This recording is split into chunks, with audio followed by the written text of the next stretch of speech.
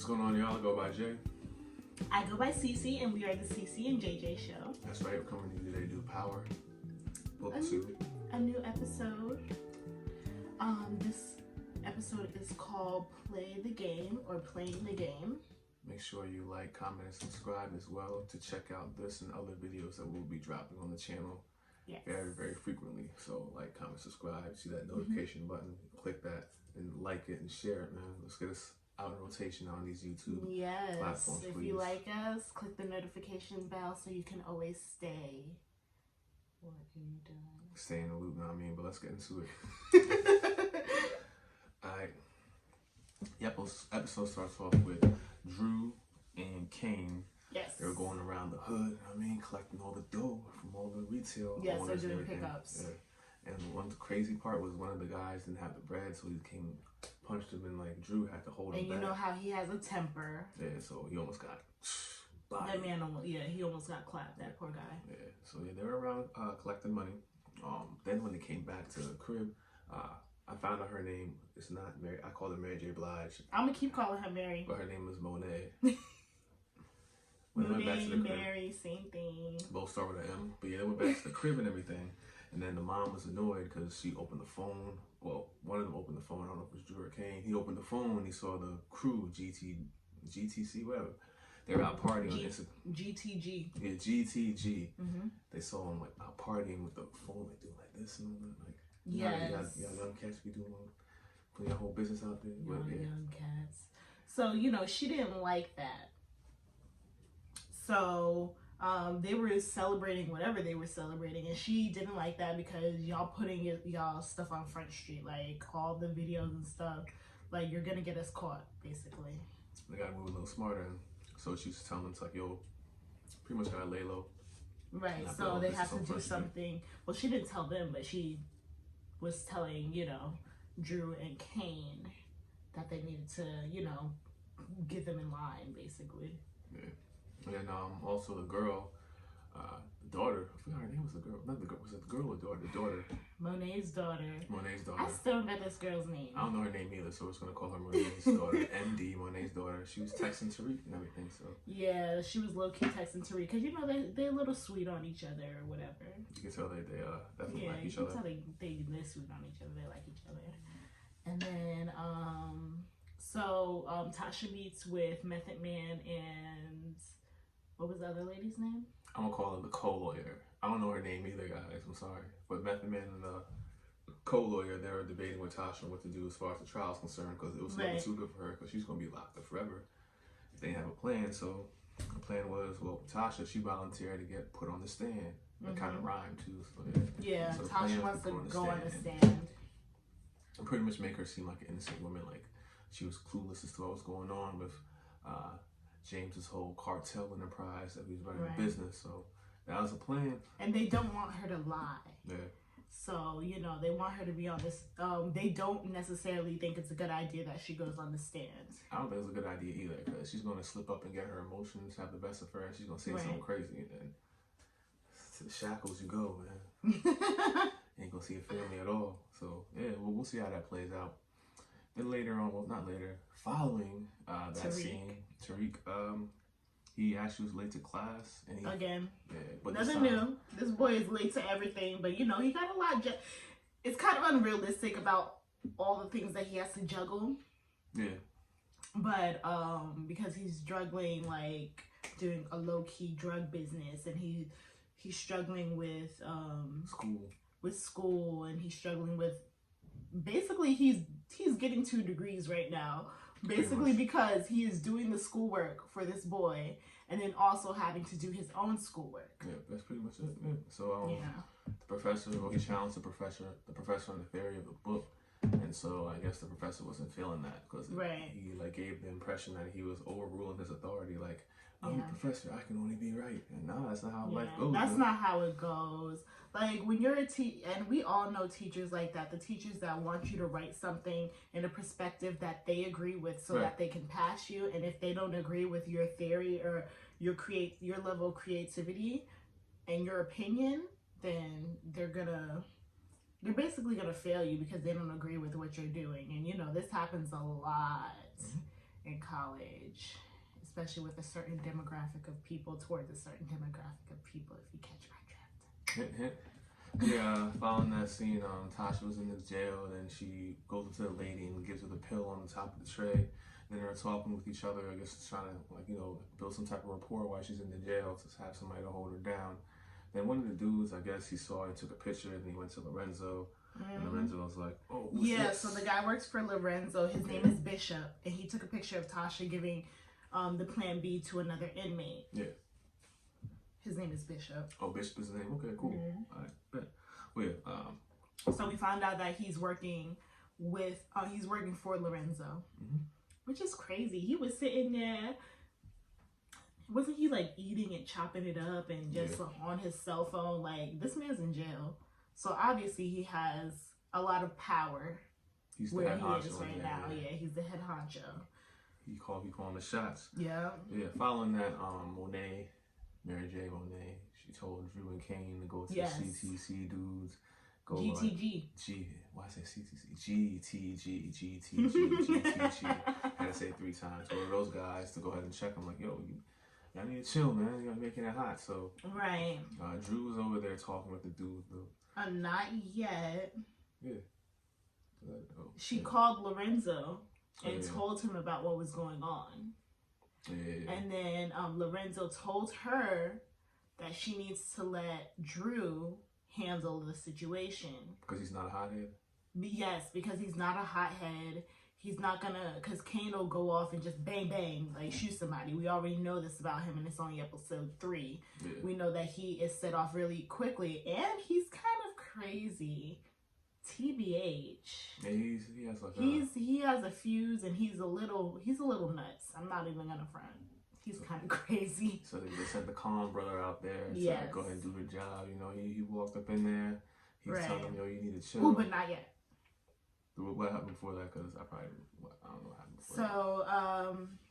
Tariq, it pans back to Tariq. And Tariq has to write 2 papers now because, what is the basketball player's name? Zeke. Yeah, because Zeke told him late that he needed a paper written for one of his classes. Oh, yeah, that's when he got mad. I was like, I got 2 papers to write. Right, because he has to write the paper. Yeah.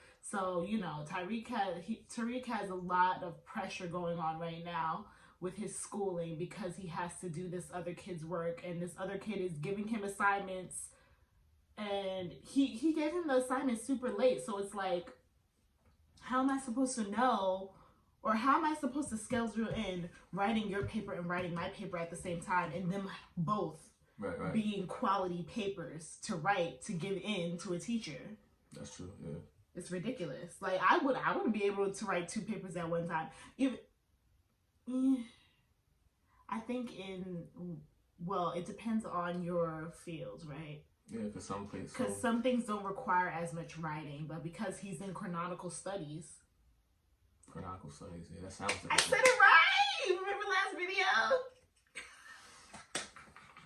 That sounds like a class that would take me mad long to get an A in, but yeah. I mean, it's about literature, and I was a Center for Writing student in high school, and we had 2 English classes in high school, so we were reading some pretty complicated books. That's why you see the book that he's reading in college. I was reading The Stranger in high school. So pretty much like, but yeah, Tariq now has to write 2 damn papers. Tariq asked the cousin to so he wants to take her name is Diana. The daughter Diana? Yes, I wrote it down. If you see me looking down, I'm looking at my phone at my notes because I want to be clear and concise with my thoughts. So Tariq wants to take Diana out. So he asked for that favor. So he asked to have Monet's number, I believe. He asked for her number so that he can call her and ask her, kind of get the blessing to date his daughter, which is very polite of him. Mm-hmm.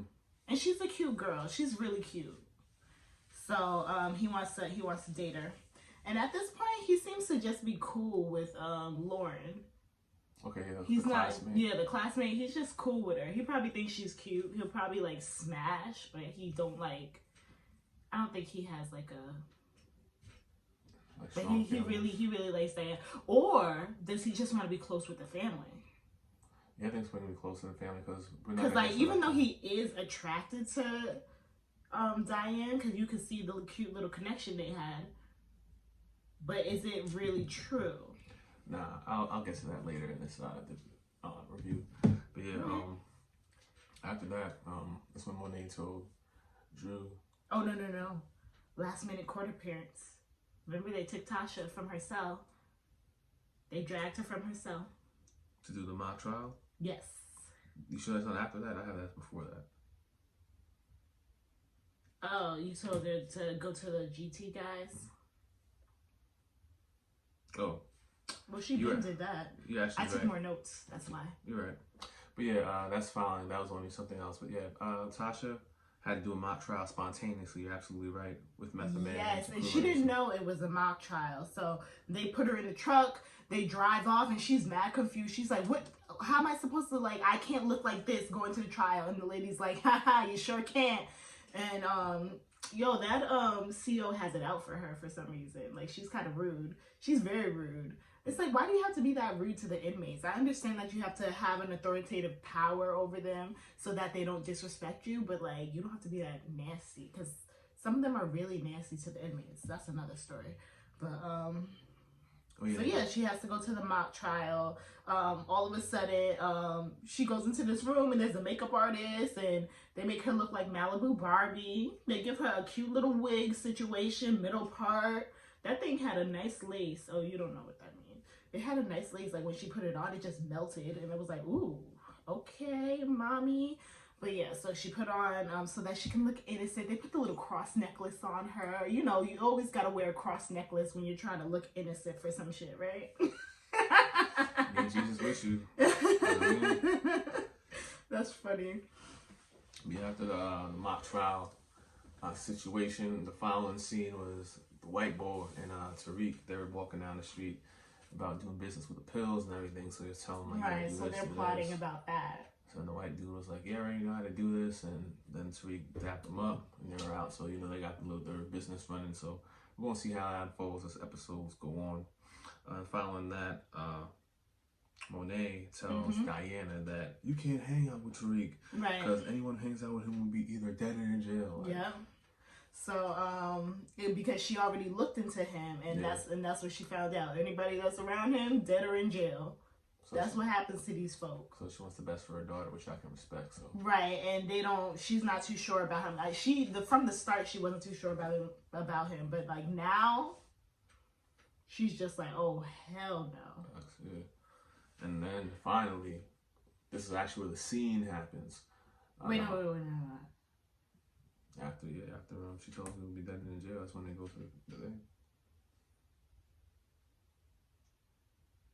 Mary finds out he's not playing. She's tight. Oh yeah. Remember the basketball game? Yeah. That's what happens next. The basketball game is what happens next? Yeah. Cause we can cut this part out, but yeah, definitely not mad. So, the basketball player, since I keep forgetting his name, Zeke, he comes and he finds out already that he's not going to play. He doesn't have enough class credits to play, or he's not caught up from he's still on academic probation and he can't play as of yet. Mm-hmm. So what happens is Mary J. Blige finds out that he can't play and she's upset. And he finds out that he has to do press. And he has to do press with the stuck-up white boy that is taking his place. Mm-hmm. Who's probably who's usually not in that position. And since Zeke is a good basketball player, they want him to do press to say, hey, this guy is just taking, he's just in my place right now. And he wanted him to make nice with the boy or whatever, basically. So after that, But yeah, so now that's what happens when they go to the club. Yeah, Kane and Drew visit the GTG Club. I said that right, the GTG Club. And well, Drew, he goes in there and he talks to the dude with the dreads, who's with the girl, and saying, "Yo, man, y'all doing a great job, but you gotta chill." And then he's like, "All right, we're chilling." He tries to hold the face, the thing, and then he smacks it down. And he's like, "Yo, you ain't gonna do nothing here." Da, da, da, da. And that's when Kane comes out of nowhere, walks up in there, and then he's like, "Yo, you gotta get out of here." Da, da, da. And then before he leaves, boom, boom, boom, boom, boom, boom, boom, boom, boom. Yo, shots just fly everywhere. But also, Kane was not supposed to be with him. He was supposed to go by himself. Yeah, but Kane was looking out for his brother because it might have been a setup. So I respect him for that. And but also, he feels like the brother wasn't going to, like, defend himself if something happened. Mm-hmm. Because he's the one that wants to take care of things in a much better way than his brother, because his brother is so quick to be trigger happy. So he just wants to have a conversation with him opposed to just, like, shooting him in the club. Facts. So yeah, Kane followed him. They're about to catch wreck. They just start shooting up the club 6 times. Then the cops here. So they're on a, like, yes, they were leaving. So Kane shoots up the club because he's just crazy. He didn't need to do that. He's nuts. Yeah.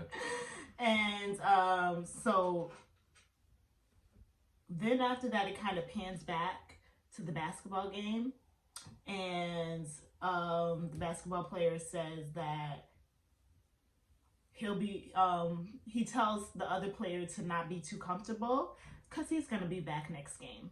Mm-hmm. And the coach gets mad because that's not what he wanted him to say. I didn't really quite catch what exactly he wanted him to say.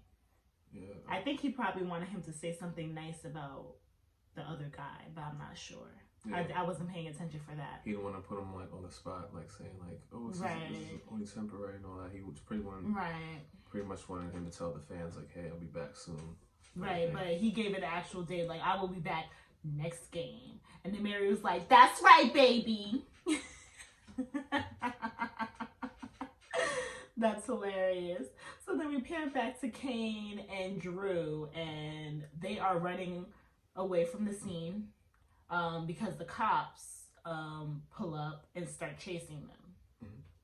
So then they're running away, and then they stop, and Kane is willing to shoot the damn cop. Yeah. He's like, "Look," he's like, "You're gonna shoot the cop?" He's like, "We can't shoot a cop." He was like, "It's not gonna be you, it's gonna be me. I'm gonna shoot the cop." He was like, "I don't really care." You know, that's the time that Kane is on right now. So Kane was going to kill the cop, and then so it turns out that the cop that was driving, because you know there's usually like 2 cops in the police car, the one that was driving was Monet's boo. Yeah, Mary J. Blige's boo. So, and he saw that it was Kane and Drew, and he was like, "Oh shit."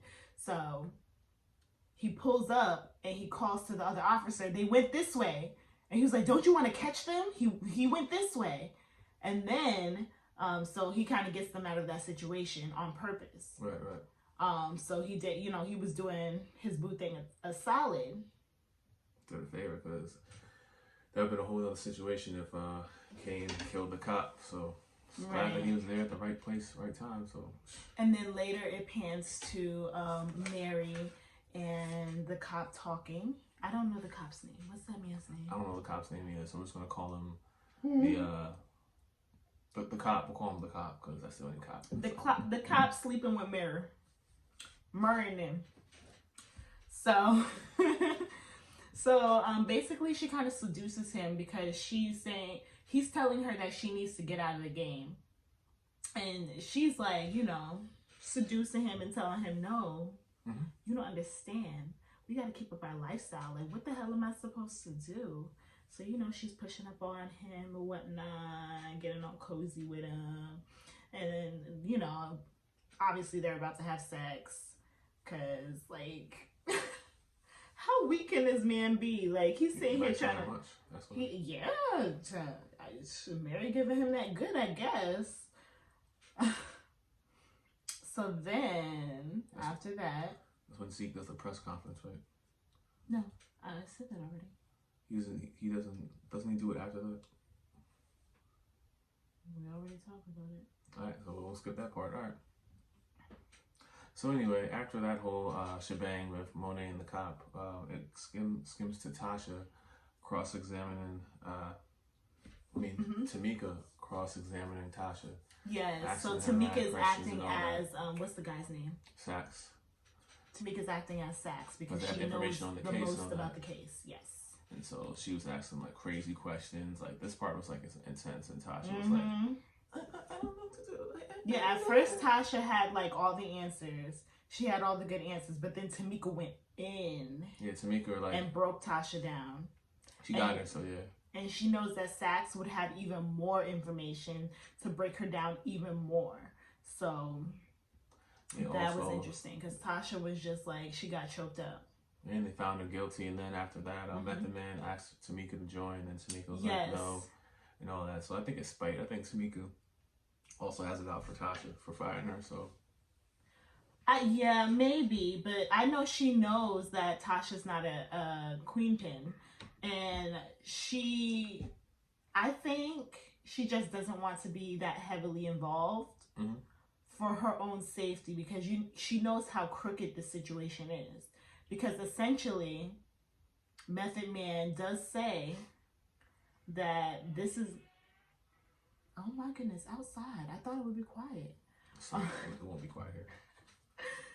So, essentially, this is all about Sax and what they're trying to cover up for themselves. It's not necessarily about Tasha. They just need somebody to pin it on. So, and James is not alive, so... They're going to pin the rep on the second person closest to him, which is the wife. And they just don't, because they don't want his reputation out there, because, like, they could... If they weren't involved in something crooked, they couldn't care less about the situation. But they do care. Yeah. So that shows that they have a big hand to play in the whole situation. So... we'll see what happens with that. That was definitely the climax of the episode so far, to me, at least. It was. Yeah. And, because so Method Man was saying that him and Tamika would be a dream team, a black dream team if she would come on. And that would definitely help Tasha win the case. So now she's in deep pressure. She's underwater now. Yeah. Basically, because she knows that Sax is going to go in on her worse than the way that Tamika went in on her. So it'll be interesting to see how that plays out. Yeah. Following that scene, Tariq, he fails a paper. He actually goes into the office of the, I forgot the black dude's name. The professor. That's when he goes into the professor's office. Oh, yes. And he said, you failed the paper. I explained everything. And then he said, like, you can't challenge the authority. Why don't you go ahead and just do your work? And then pretty much summing up, like, why don't you just do your work and then go on about your business? You know how they do us. And he's like, I guess pointing at us black people and all that. So his issue is that he should have kept his word, and he should have wrote the paper based on his opinion. Because he wants him to be challenged. And he's like, what's the part of you being a part of this program if you're not challenging what your professor is saying? So because he challenged him the day that he walked into class, he wants him to continuously challenge the situation because he wants for him to have a voice, and he wants for him to be heard, basically. So he wants him to continue to push that narrative and to push his voice to be loud, basically. So he's it's kind of like a teachable moment type of situation because of that. And he won't change the grade either, which is fucked up, but it is. Yeah.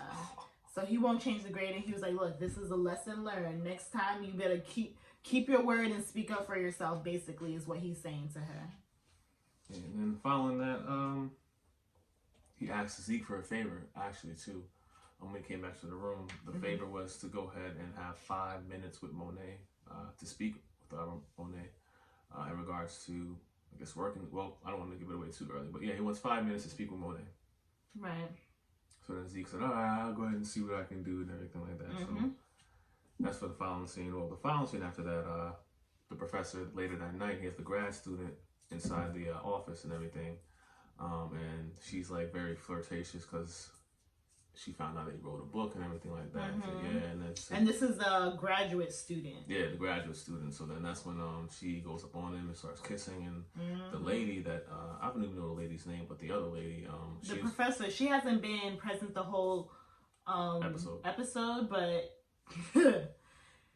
she pulls up to the office for whatever reason, and it seems like she's just doing some late night work. And she hears like she the hears guy it going on. Grad student getting it in. Yep. And eventually she leaves. Yeah, she leaves after she hears that going on. She's like, hold on, do I hear what I think I hear? And then she just leaves. Because she knows it's happening. Oh, her name is Carrie. Carrie? Mm-hmm. Okay. I don't know what her last name is. Professor Carrie. Professor Carrie. Let's call her Professor Carrie. So she leaves. And, you know, I don't know if she feels heartbroken or whatever. I thought because she's a sex addict, she might start playing with herself or something. You know, something stupid. Some porn shit. No, I don't think that. No? Maybe in the first Power season, but this one, I don't think so. Oh, we find out that the daughter has a personal burner. There's a burner phone in Monet. And she called her daddy because Mary J. Blige has been giving her a hard time about... basically about her going to school and being a regular girl. She doesn't want to have to deal with all the dealings of the business that they have going on, the drug business. So, you know, she wants to go to school and she has her own dreams and she wants to do normal things. And her mom basically has a chip on her damn shoulder. And, you know how mothers are with their daughters. It's kind of one of those things. Like, right. Mothers and daughters kind of clash in that way. Where it's like, but their sons can do whatever. It's like a thing. But, you know, the sons are following the way of the business. So she doesn't have anything to yell at them for. Except the fact that she has a little issue with it being Drew, that Lorenzo wants to take over the business. Right. Oh, yeah, that's a fact. And Lorenzo did message her while she was having sex with the cop. Oh, yeah, so to visit him for a conjugal visit. Yeah. So they did have sex, obviously. And she had sex with 2 people back. Never mind. But yeah, Lorenzo texts Monet for the conjugal visit. So that was interesting. And then, so they were talking, and that's when he was like, look, Drew is going to be handling my business. You know, the business is going to be Drew's. It's going to be turned over to him. And then he's like, why him? You know, Kane. And then she was like, Kane is a hothead. You know? So the father, I feel like the father is very smart. Mary right now, she's not a very likable character right now. Emotionally, because she's very hard. But I know that's because of the game that she's in. She got to be hard. But she's not thinking logically about everything. Like, because the father was like, look, our daughter, and obviously the daughter called. So the daughter is like, hey, you know, I'm sure she was on the phone with her dad, like, Dad, I want to do these things, and she's not letting me. I want to go to school, you know, I want to make a regular life for myself and a regular living. She doesn't seem to want her to stray away and to do that. Right. So, Mary finds out that she had the burner. At first, she checked the family burner, and she didn't call him on the family burner. But then she was like, you have your own personal burner with your daddy? And then she broke it. And then she's like, this is my house, my rules. Yup. She said, my house, my rules. So Mary, she has a chip on her shoulder. She's very angry. It's like she wants to take over and control. I have a feeling, I don't know. I kind of have a feeling that either somebody's going to die. Either Lorenzo's going to die or Mary's going to die. Like, I think some betrayal's going to happen. I think it's probably going to be Lorenzo, but we'll see. We'll definitely see. Because, like, if she has some ties and some shit, like, I don't know. But I feel like it's going to be some type of betrayal because she's kind of over it and she seems to want to have control of everything and she kind of wants to take over. Mm-hmm. And the idea for the father is that Drew will take over because Drew is very smart and level-headed. You know, he's not the hothead that Kane is and the partier. So, you know, he would run the business a little more smart. You know, he'll think before he shoots. As he should, type of thing. So, and then we pan. Well, Tariq and Monet, they agreed to. Tariq and Monet make a deal. Z came through with that favor, and Tariq and Monet, they agreed to work with each other, which is good, because Tariq has the plug that if you work for me, nobody will know that anything's going on, so he'll make some extra money, which is definitely good. So he has the mom. And he doesn't want Zeke to be involved. Because Zeke is just there to play basketball. He don't even know what they do. He don't know what's going on. He doesn't know what's going on. So it's best that they keep him away from that situation. So then Tariq, he volunteers to stay somewhere else in order for them to work together. So we'll see where he stays. He stays with the white boy. Oh, he does? Okay, he stays in that hall. That's right. Yeah. So we'll he moves in with the white boy, and he's pushing the drugs with the white boy, basically. And the white boy is like, I'm all in. I am all in. Because the white boy was able to sell drugs to the frat house that his older brother, his older brother owns the frat house. So like they can push, college students drugs. They can push mad drugs in the college, basically. That's mad money. So that's very smart. So yes. And then after that, Lorenzo calls Tasha while she's in his jail. Oh yeah, they make that threat like you better listen or else. Because Mary.